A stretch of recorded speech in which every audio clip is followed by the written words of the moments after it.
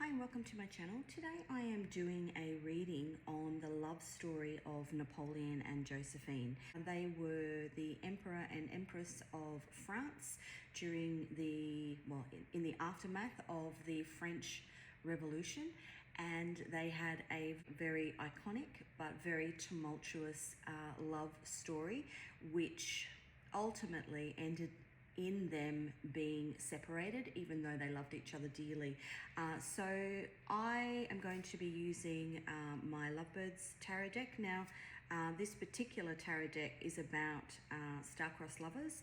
It is about two people who are in love and are unable to be together. If you're interested in the background of this deck, there is actually a link to a video which explains this deck, but very briefly, these cards I illustrated because of a set of teacups that were given to me by my grandmother, and I'm an illustrator and I was interested in the design on the teacups. I'll just grab one actually. And the story is about two birds. So one female, divine feminine, one masculine, divine masculine. They are in love, but because of circumstances, they aren't able to be together and they decide to run away. And because they show spirit, God, the universe, that they want to put their love first, spirit transforms them into two birds so that they can fly away and be together. So the whole design of this deck was based around that, and I've just finished watching the movie Napoleon, which I knew a little bit about. It's a very long movie, I think it's 3 hours long, so I've kind of watched it in stages, but as I've been watching it, I've been getting lots of downloads and information. And specifically within readings that I've been watching over the last couple of weeks, as Pluto transits Aquarius. That transit was actually happening. Now, Pluto takes 248 years to make its way around all of the zodiac signs. So it's the longest transit of all the planets, and it stays in each sign for 15 years. So the last time that Pluto was in Aquarius was between 1777 and 1798. Now, that was the time of Napoleon and Joséphine. That was the French Revolution. That was also, if you're looking at other things that were happening globally at the time, that was the American Revolution, and it was also the beginning of the Industrial Revolution. So Pluto, I think in tarot, I'm not quite sure, but I bits and pieces that I was reading was Scorpio in the death card. So it's major transformation. So big things, revolution being big things that are happening. And it just so happens that this particular romance was happening at this time. Now, for me personally, when I'm looking at, I'm just going to give you a bit of background because I think it's important before I do this reading. When I've been learning about things like the evolution of the soul, which is Pluto essentially, my personal belief is that we reincarnate from lifetime to lifetime, and obviously we learn the lessons that we learn in the previous lifetime, then roll over and can be used or not used, depending on where you are in the evolution of your soul, to then further the evolution of growth for the current life cycle. So the big love stories, you know, the Napoleon and Joséphine, you know, I mean, you could even look at, say, you know, Mary and Joseph, or Adam and Eve, you know, Henry VIII and Anne Boleyn, you know, the big ones where, you know, films are made and those sorts of things. There are hidden messages within those relationships that actually reflect the collective energy of that particular time. So the things that were happening when Napoleon and Joséphine were, you know, in their relationship, France had just gone through a revolution. They had beheaded the royal family. The royal family had essentially spent all of the money of the country. The country was broke, and they were being attacked by different countries. And Napoleon, who was a soldier in the army, an officer in the army, came in and decided to revamp the French military and got them to a position where they became a strong, basically a strong, powerful force. So what then happened was he met Josephine and he fell in love with her instantly. In fact, he was besotted with her. He was writing her poetry and letters and he was just so in love with her. And she was a widowed mother of two, and they eventually married and were together. And his one dream was to have a family with her. So in that process, he then went away to war multiple times. I think, one specific time he was in Egypt, where he found out that she had been having affairs on him back in France. And so he literally left his entire army in Egypt and came home to patch things up with her. And literally everywhere he went, he would write to her, just professing his love to her through the entirety of their whole time together. As he took the French army around literally all of these countries and had all these victories, he became the golden child, essentially, of France, and was made Emperor of France, which meant that Josephine, who was his wife, became the Empress of France. Now, part of the French Revolution was that they wanted to get rid of the royal family, and they didn't want an aristocratic society anymore. And that's when Napoleon stepped in as Emperor of France, because of his victories, through all the battles that he'd had. What that meant then was that as Emperor of France, he had to provide an heir to the throne of France. And the issue here is that Josephine was not able to fall pregnant. So France basically said that he had to divorce her and marry somebody else so that he could provide an heir to France. And I think he ended up marrying, some young 18-year-old girl. Josephine was sent away, and Napoleon was distraught, even though he did, the lady that he married, he did have a child with that person. He was still in love with Josephine and would continue to write her letters and continue to visit her. What he actually did was he put France before his love for Josephine and continued on in battle. Now, the next battle that he embarked on was when he took, I think I read he took 600,000 troops to Russia, I think in the middle of winter. It was disastrous. He returned with 40,000 troops of the 600,000. He was exiled to an island called Elba Island.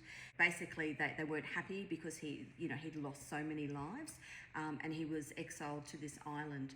And in that time that he was on Elba, he continued to write to Josephine and profess his love to her. Now, he was there, I think, in the movie it said he was there for about 300 days until he basically decided that enough was enough. He was going to break free of the exile and come back to France to Josephine. And just before he arrived home, and he told her that he was coming, just before he arrived home, she actually died. She got very sick and died. And so when he arrived at her home and found out, he was absolutely heartbroken. He asked her daughter, because she had two children from a previous marriage, she asked her daughter, if he could have the love letters that he'd been writing. He wanted to know what she'd done with them, and was told that she had always kept them beside her bed so that they were close to her. And he asked if he could have them now that she'd passed away, and was told that one of the servants had actually sold them. So again, he was absolutely heartbroken. And then he decided that he was going to go back to the army and take his troops on another battle. Now, that battle ended up being what's called the Battle of Waterloo, which, you know, obviously many people are familiar with. And it's interesting because the last couple of days I've been going through photo albums looking for a specific photo that just kept coming up in my mind's eye. And it's a photo that I had taken with a friend in Belgium. You know, and I was 21 when I travelled through Europe, so it's a long time ago, and my take on history back then was very limited. I mean, you know, as a 21-year-old, you just learnt what you needed to know, and you sort of didn't, lots of things didn't necessarily soak in. And obviously being from Australia, a lot of that European history is covered, but it's not necessarily gone to in depth unless you're really looking for that information. But this photo was basically of a grassy pyramid with stairs leading up the top and a big lion on the top. And I just kept thinking, I've got to find that photo, I've got to find that photo, I wonder where it's from. And last night I found it, and on the back of the photo, I flicked it over, and basically it was the Battle of Waterloo, which is where that was Napoleon's last battle, who was an incredible military strategist. It was raining overnight, and in the morning that they were literally meant to go in, and he opted to hold his troops back because of the rain. He didn't want to get the guns sort of bogged in the mud and the horses bogged in the mud, so he opted to hold back, and that was eventually his downfall, because what it meant then was the opposing army actually got the jump on him, and eventually you know, he lost that battle. What then happened after that battle was he was exiled again to an island called St. Helena, where he eventually died, I think 6 years later after he was exiled there. And when he died, his famous last words were France, Army, Head of the Army, and Joséphine, which I just thought was beautiful. And it's that sentiment of, no matter where he was, no matter what he did, she was always in his thoughts. Now, the incredible thing about all of these Pluto in Aquarius transits is that there are little links, little strings of fate that actually run through all of those 148-year transits, and there are big love stories that run through them as well. And so what I'm actually going to do over the coming weeks is I'm going to do more research, and actually using my Lovebirds Tarot deck, I'm going to do some readings specifically on those big beautiful love stories, because I think that they're really important. And what I was talking about before was the fact that collectively each 250 years our souls evolve, and so therefore those lessons you know, that we learn each time, you know, when I was saying before about, you know, 600,000 troops he took to Russia and only 40,000 returned. How many love stories ended when Napoleon was in Russia? 600,000. So, you know, 560,000.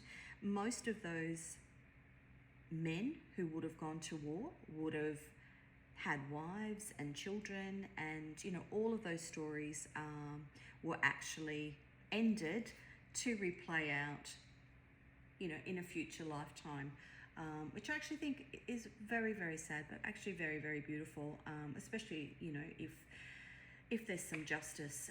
So the thing that was really interesting to me was one of the transits of Pluto in Aquarius was during the reign of Constantine, which was from 305 to 329. Constantine's mother was actually canonized as a saint for specifically finding the fragments of Christ's cross in the tomb of Jesus, you know, in Palestine. So the irony is that when Napoleon was exiled after he lost at the Battle of Waterloo, he was exiled to the island of St. Helena, which was actually named after Constantine's mother, Helena. Now, she was actually the patron saint of difficult marriages. So the fact that, you know, Napoleon, who had had a difficult marriage, had been exiled to the island of St. Helena, is just extraordinary in itself. But Helena herself had been married to the Roman emperor. She had been abandoned and divorced because he married somebody else. So, you know, very, very similar, not similar circumstances, but similar circumstances to literally what Napoleon had done to Josephine.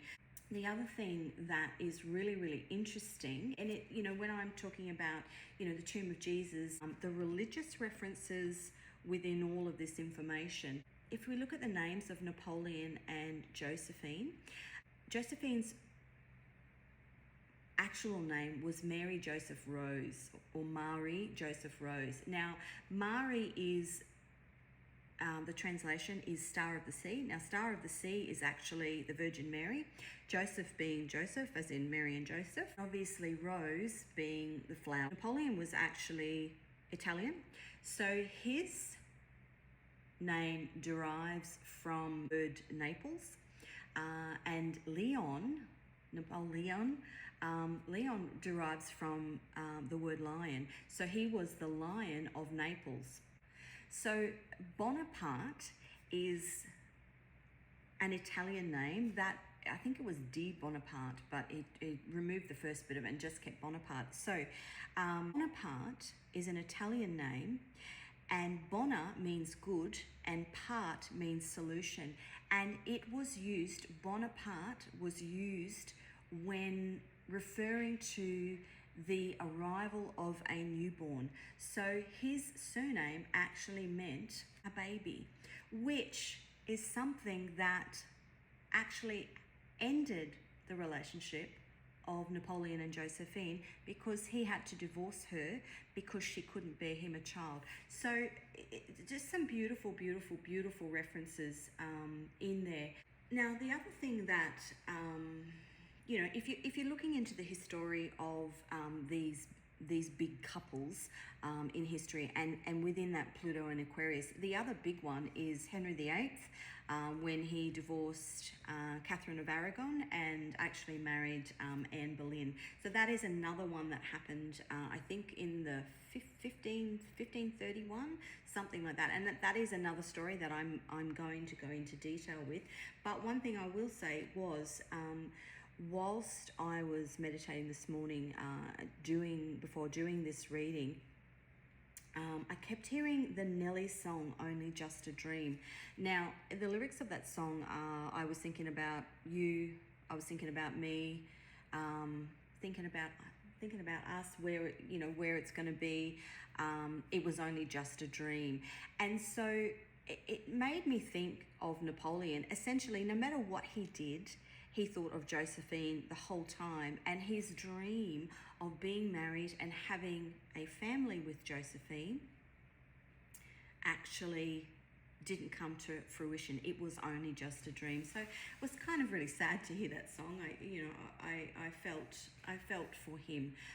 So what I'm going to do is I'm going to just pull some cards and see what information we get. When I looked up my astrology knowledge and my, in terms of tarot cards within astrology, is limited because I'm still learning. I'm an illustrator first before I'm a tarot reader. But when I was doing research for this reading, I looked up the cards for Pluto in Aquarius. Obviously, before I said that, the card for Pluto is the Death card. I think in something else I read, it was the Judgment card as well. Cards for Pluto and Aquarius were the Five of Swords, the Six of Swords, and the Seven of Swords. So it will be actually interesting if we get any of those cards come out in this reading. So I'm just going to ask about their love story and see where we go. I'm just going to move these cards out of the way.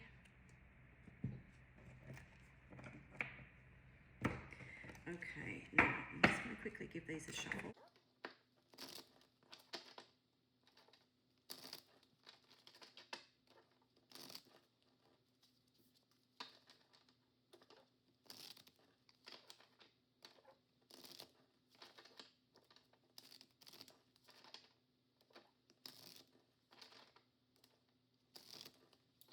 So we're going to look at the top of the deck energy, which is the Two of Wands.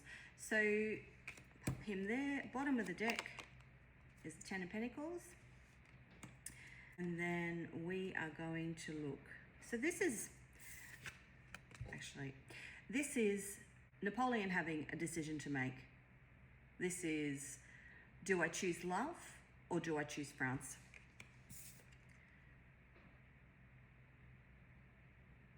Do I choose my career or do I choose the woman that I love, even though I can't have the birds in the nest with her? Yeah. Okay, so now we're looking at the energy of the connection between Napoleon and Joséphine, the Seven of Wands. We are looking at what he was feeling in the 3D, what people saw, Four of Swords, what he was feeling in the soul, the Empress, that's Joséphine. And then we are looking at the hidden message from the universe. So what can we learn from this situation? The Ten of Swords. And then the outcome of this situation. Now, whether this is the outcome of actually what happened at the time, or maybe this is a prediction of when these two, and I truly believe that they will come back in another lifetime and replay this love story. So this potentially is what happened at the time with them then, or maybe this is the potential final outcome of the next lifetime, the Magician. Okay, and on the bottom of the deck, the Five of Wands. Okay, so as I said, the Two of Wands and the Ten of Pentacles, this is Napoleon. You know, I want to be with Joséphine. You know, I'm in two minds. Because if I want to be with her, I have to give up France, effectively, and I'm not going to get these little baby birds. Okay, so the energy of the connection is, you know, is defensive. And this particular card, when I drew it, you know, there are lots of parties involved in what's going on. You know, these people have an opinion, so this might be the commoners. Well, you know, they should stay together. These people might be saying, well, no, they can't stay together because, you know, he has to produce an heir. You know, these people might be in support of them. So it's lots and lots of differing opinions coming towards them, when the reality is, I mean, he almost snookered himself in the fact that they removed, prior to him becoming emperor, they removed the power in France. They removed the royal family in France, which had this, you know, the next person to be the head of France was the heir of, you know, whoever the queen, you know, had as a child would become the next king or queen or emperor in France. And that way of life for France was removed. But as soon as Napoleon became emperor, that whole, you need to produce an heir, was brought back in. In some ways, if he hadn't have become emperor of France, he could have just stayed married to Joséphine. So there were just so many things outside of them that actually were keeping them apart. Now, how he was feeling in the 3D, I mean, to me, this is, if you watch that movie, and you know, if you've got an opportunity to watch it, it's very interesting. I'm sure there's lots of other movies on him, but you know, he literally spent his whole time daydreaming about her, thinking about her, writing letters to her. You know, this is him.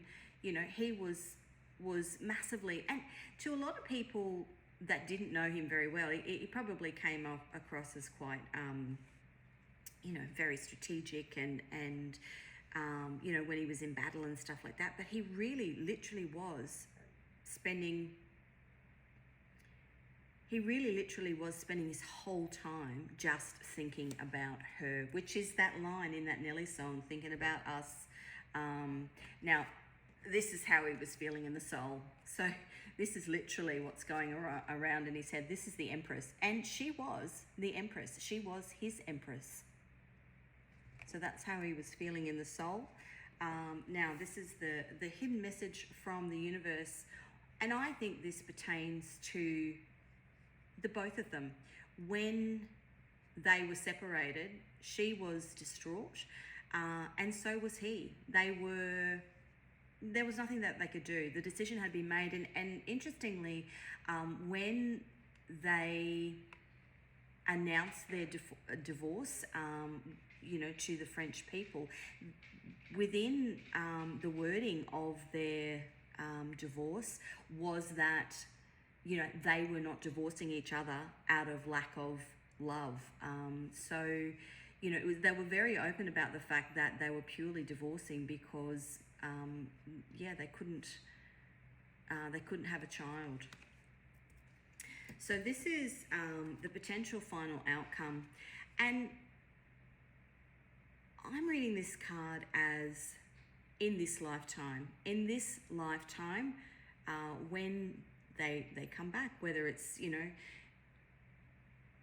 in another 250 years, whenever it is, this love. So the Magician is, you know, that manifesting. They will end up back together to replay this love story. And in this particular card, you know, we've got, you know, little things in the nest, but not quite birds in the nest. Not quite birds in the nest. So what they're manifesting in this lifetime that's coming now is the opportunity to have a family. I think that's what's being manifested. So we're going to just do a bit more clarification. I'm going to use my Divine Portal Tarot just to see if we can get any more information. Let's have a look at this 7 of Wands, please, Spirit. 8 of Pentacles.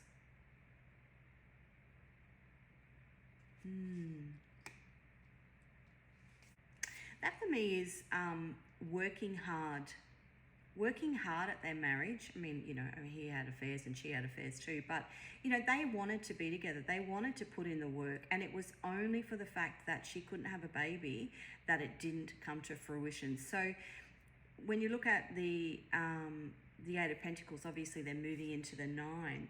The 9 is that freedom, the freedom to love. Well, they stopped at the 8. They couldn't get any further than the 8. Okay, anything else? Yeah. So we've got the 2 of Wands upside down. Now, at the top of the deck energy was the 2 of Wands in the upright, and I was saying that was, you know, that was his decision of, you know, do I stay with her childless, or do I show my allegiance to the country and produce an heir? So we've got it upright there, and this is basically saying that the decision to stay with her was actually taken out of his hands.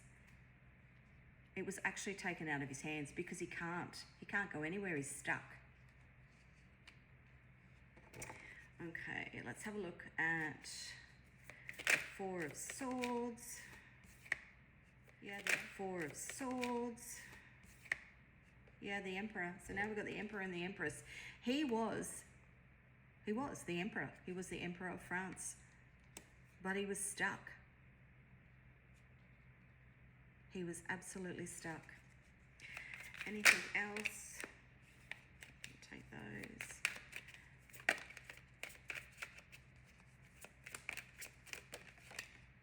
Yeah. And we're getting repeating cards. I mean, that's the Ten of Swords. We've got the Ten of Swords down here. He was stuck. Absolutely stuck. And I think in the end, well, in the end of the film, you know, the impression that I got was that by the end, he actually didn't care. I mean, it didn't look to me like he had any relationship with the child that he had with his new wife. You know, his whole existence revolved around Joséphine. And I think, you know, if he looked back on his life in hindsight, he would have probably not made this decision. He probably would have stayed with Joséphine and renounced his you know, emperorship, and is that a word, emperorship, renounced his throne, yeah, just to be with her. So let's have a look at what's happening in the soul. Yeah, just to be with her. Six of Pentacles, equal give and take, even if it meant that some things like, you know, the babies, the children, didn't actually happen. And when you think about, you know, as I said before, all of those people that went to war, because collectively what's playing out in this love story is also playing out in the lives of, you know, the people in the collective around him. You know, any of those men who decide, any of those 600,000 men who decided to go away to war in lieu of staying home with their families, you know, they died. They didn't get to have this happy, harmonious, balanced relationship with their partners either, because they literally didn't exist anymore. Which would have, you know, I mean, you imagine all of those women. Let's have a look at the Six of Pentacles. Oh, goodness. Yeah, so it was meant to happen that way. That's the Temperance card. It was meant to play out this way,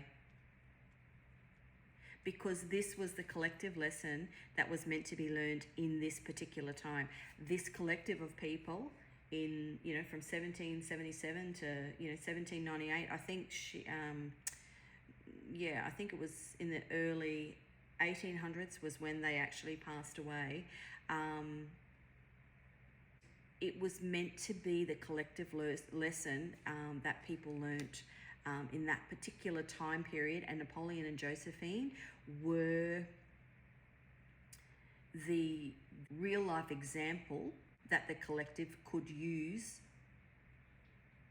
to obviously talk about and all of that sort of stuff. Well, in having those conversations about this, you know, this magical couple, the Emperor and Empress of France, you know, it then replays back into, you know, you then reflect on what's actually happening in your own life, you know. And so if you've lost your husband in battle, you know, you could turn around and say, oh, okay, well, you know, yes, I've lost my husband, but Napoleon also lost the love of his life as well, you know. So they're meant to be a guide. They're meant to be an example of what's actually happening in that energy. So it was meant to play out that way.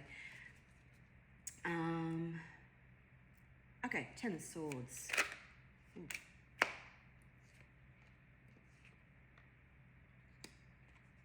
So we've got the Page of Cups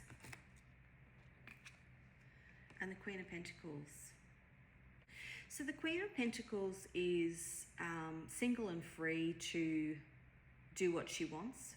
And the Page of Cups is, you know, this cup of love. And for me, that's, you know, Napoleon's heartache actually came in a greater form after he was exiled, because, you know, he couldn't stand the thought of Joséphine being with anybody else. Even though he willingly divorced her, he couldn't stand. He still wanted to give her his cup of love, and it had him in Ten of Swords, to the point where he basically defied the French government and, you know, broke free of his exile from the island of Elba to come looking for her, because he couldn't stand it anymore. He couldn't stand the fact that she was, you know, and he would continue to write letters to her, couldn't stand the fact that she was potentially seeing other people. He was very, very, very jealous of her. Yeah, so that's that Ten of Swords. Okay, we're going to look at the Magician. So this is from how I'm feeling the energy, this is what's actually going to happen the next time these two beautiful people meet up. So anything else on the Magician? Oh, look at that. They will reunite. These two will reunite. They're lovers. There's a soul contract.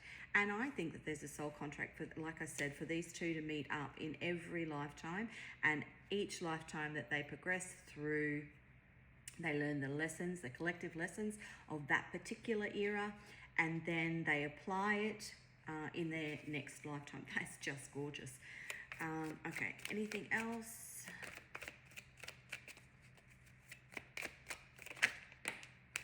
Yeah, Knight of Wands.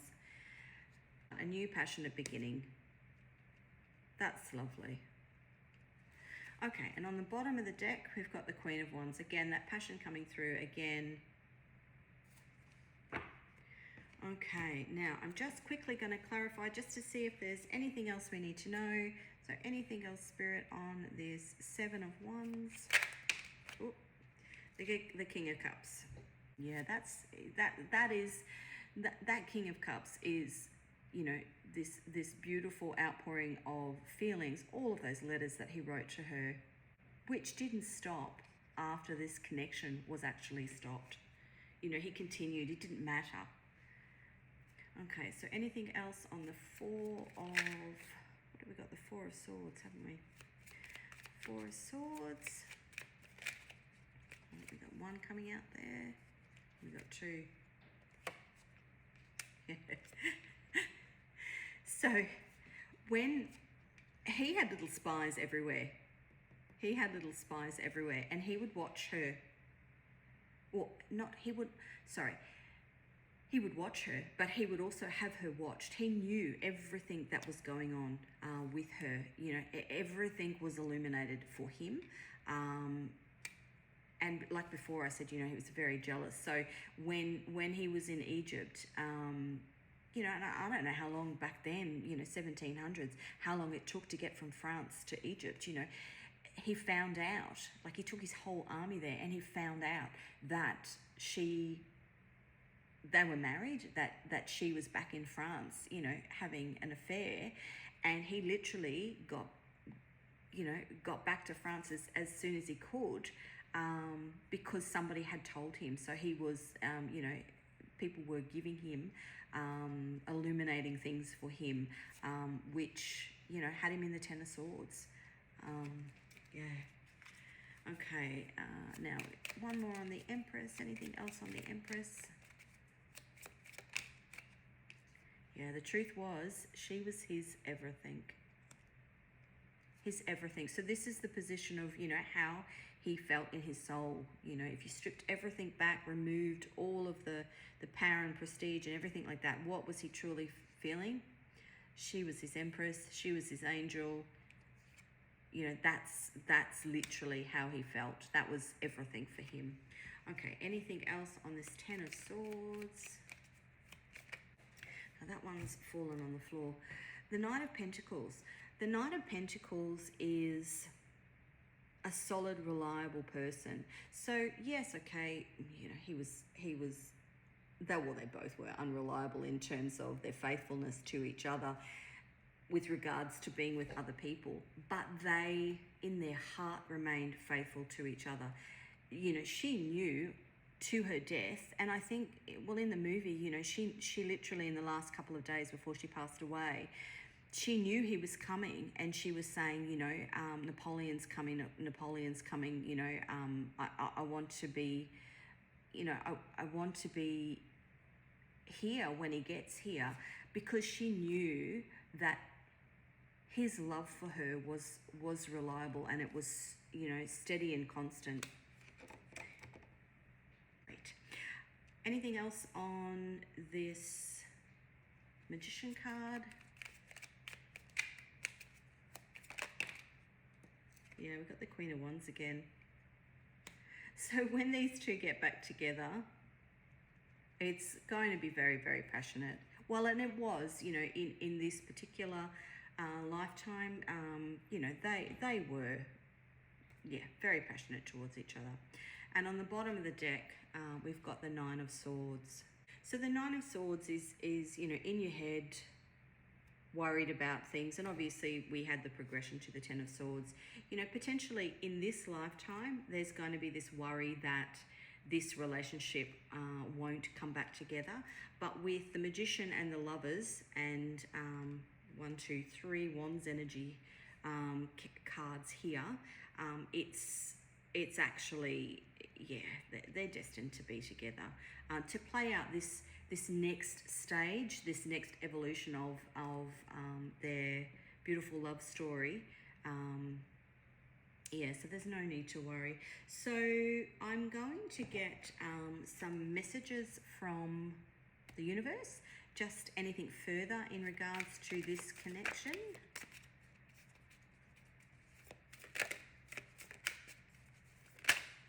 Okay, Mastery. This lifetime is when they're going to master this connection. This is, yeah, that's this lifetime. The only way out is through. They're going to have to go through some things in this lifetime, maybe some of the lessons that they had in the previous lifetime. They're going to have to go through again in the hope that because their soul, their 5D self, will actually be steering them into, okay, well, this is what you learnt this past lifetime. Now we know that, we've learnt that lesson. Now we can, you know, put our knowledge to use in this lifetime by actually making better decisions, using our intuition and making better decisions in order to bring forward this beautiful relationship. Okay. Anything else?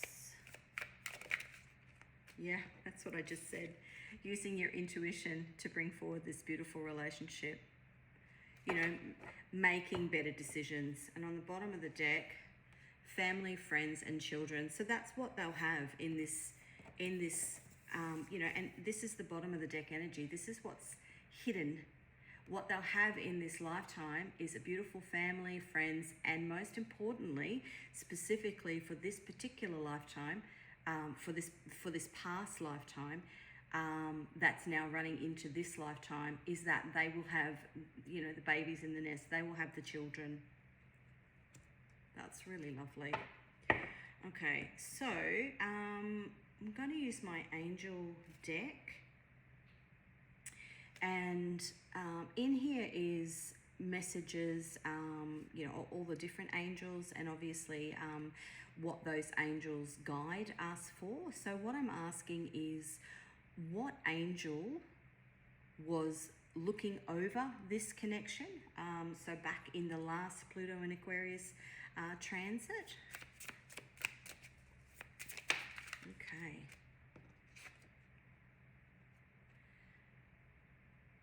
Yeratel, peace and justice.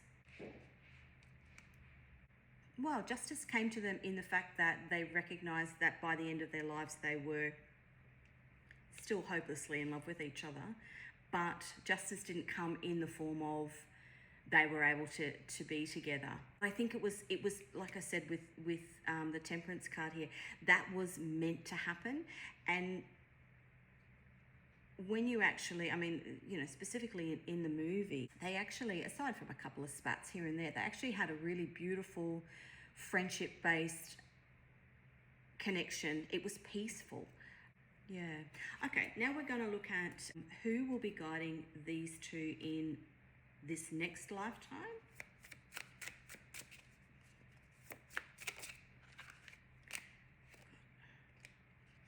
Okay, so we've got 24. Ooh, this card, Heihua, the General Protection card. So that will be, I think, as I've said, in this lifetime, you know, they're destined to have the happy family, you know, the happy marriage, happy family.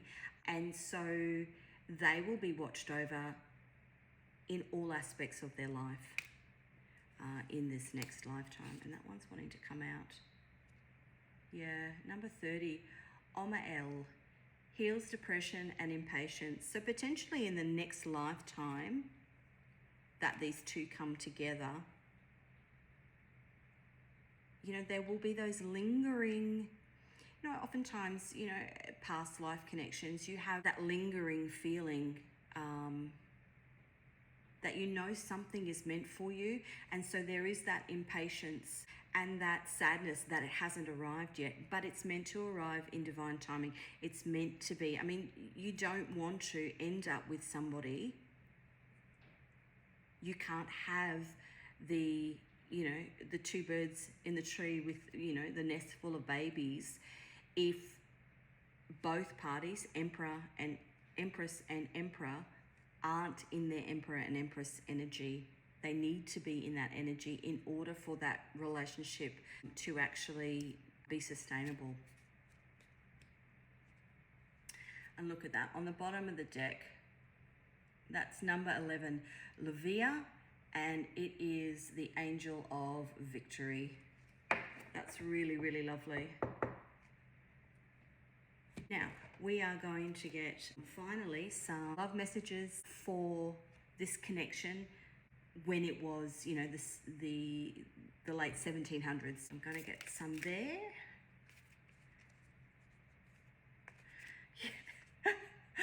I messed up big time. You sure did, Napoleon. You chose the wrong thing. I messed up big time. That's hilarious. And that is that song, you know, dream. He literally, the dream was what he actually wanted. He, like I said before, he snookered himself. So anything else? Hold your vision, don't give up. And Napoleon was a tactician. He's coming to this lifetime. I mean, you know, the Magician card is, you know, somebody who's a tactician. Somebody's got all the tools, you know, to get what they want. You know, this Napoleon energy is coming to this lifetime with a specific vision in his mind of this relationship with his Empress. So anything else? Oh, that one's popped out. I'm not going to take them unless they pop out.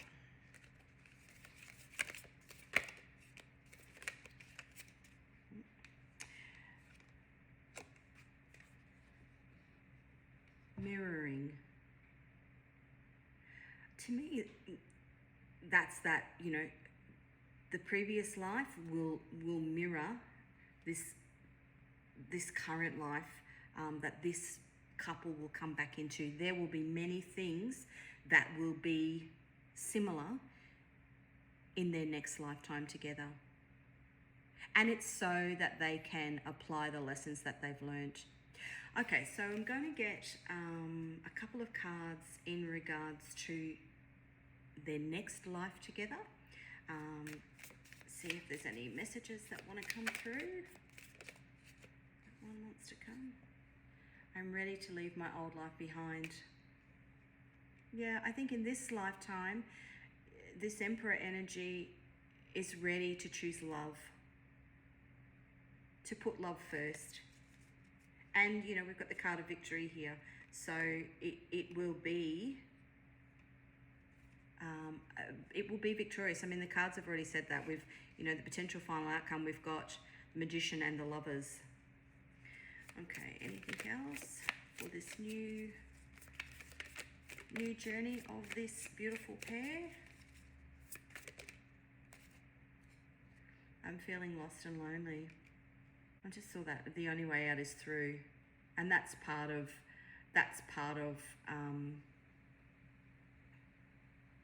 these lessons that they learnt in the previous lifetime. I mean, they were lost and lonely without each other, and they're ready to leave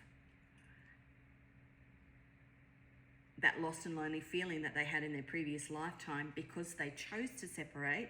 They're ready to leave that old life behind and actually stay together. So one more. Oh, goodness me. That's too many.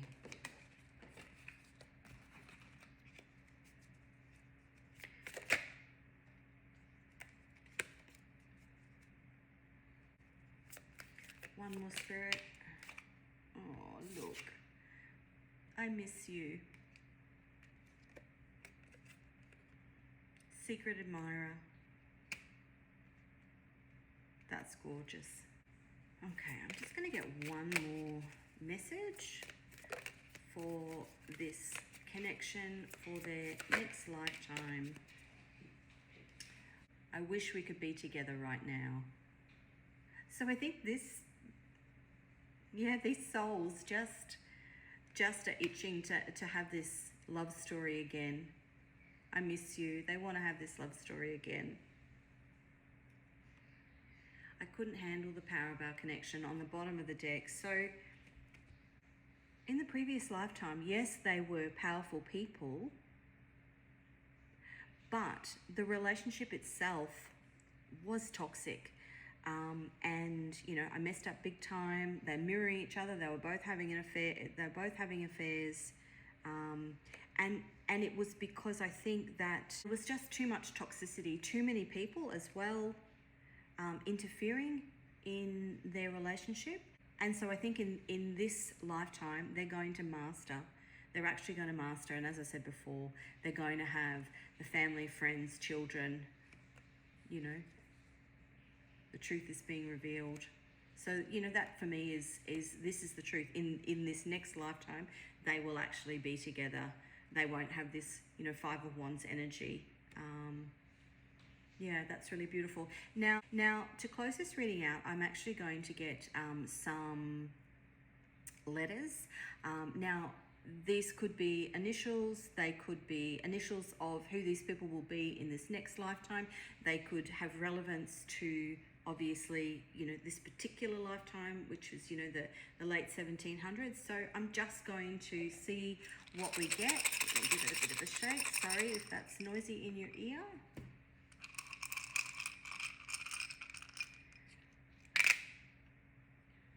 Okay, so we've got the letter A, the letter C, the letter K, the letter P, and what have we got? An L. There was lack in the previous lifetime.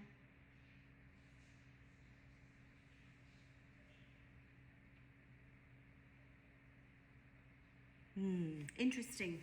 Okay, that's where I'm going to leave it. I will leave the link to the song in the description box. If you're interested in any of my decks, you can also find the link to those on my channel. Thank you so much for joining me. And as I said, this will be a series of readings that I will be doing, specifically looking at these big love stories in our history and how they played out previously and how they hopefully will play out in their next lifetime. So thank you so much for joining me. You know, please feel free to watch the Napoleon movie. There are lots of, you know, things that maybe you pick up in that movie that I necessarily haven't picked up. Also, if you want to do a bit more research into the themes of Pluto and Aquarius, there are so many readings on YouTube that have just an expansive amount of information on them. If you did enjoy this reading, you're most welcome to leave a comment, like, and subscribe to my channel, and hopefully I will see you again soon.